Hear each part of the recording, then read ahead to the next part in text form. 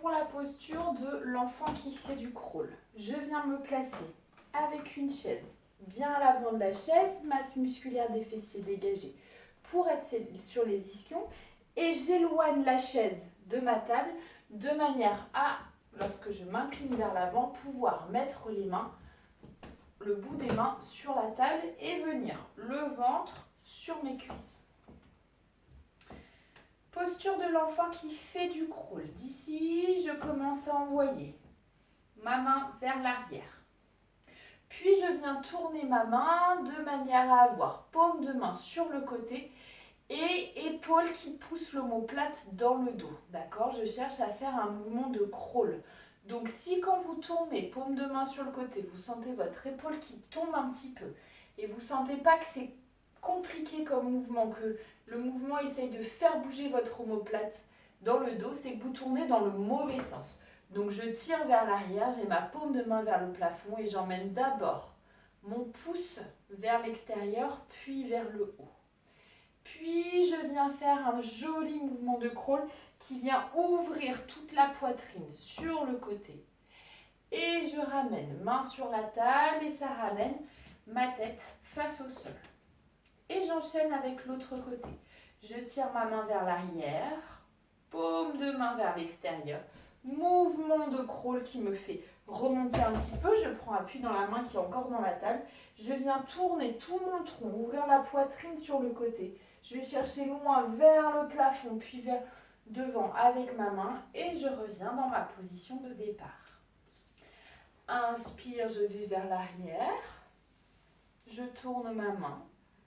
Je monte.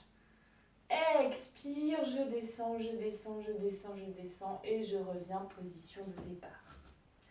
Inspire. Expire. Pour l'enfant qui fait du dos crawlé, le mouvement dans l'autre sens, on commence en tirant loin devant. Inspire, je tire ma main loin devant, je m'élève un petit peu en prenant appui dans ma main qui est dans la table. Je viens tourner ma main, petit doigt vers le plafond, paume de main vers l'extérieur. Et je viens faire mon mouvement de dos crawlé qui vient ouvrir au niveau de la cage thoracique sur le côté. Je vais chercher loin derrière.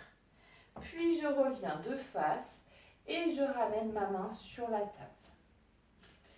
Inspire, je vais loin devant, paume de main vers l'extérieur, petit doigt vers le plafond. Et je viens ouvrir en grand, cherchant à ouvrir dans mon épaule et à mettre une torsion dans le haut de mon dos pour ouvrir la cage thoracique vers le côté. Inspire. Expire. Inspire. Expire.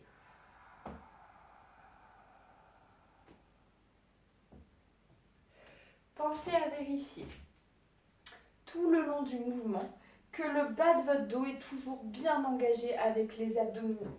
Donc quand vous levez le bras, que ça soit dans un sens ou dans un autre, ne levez pas trop, ne risquez pas de cambrer. C'est pas le dos qui se relève, c'est le bras qui pousse et qui relève le dos. Donc vous vous arrêtez quand le bras ne peut pas plus pousser. C'est pas le dos qui va chercher à aller plus loin.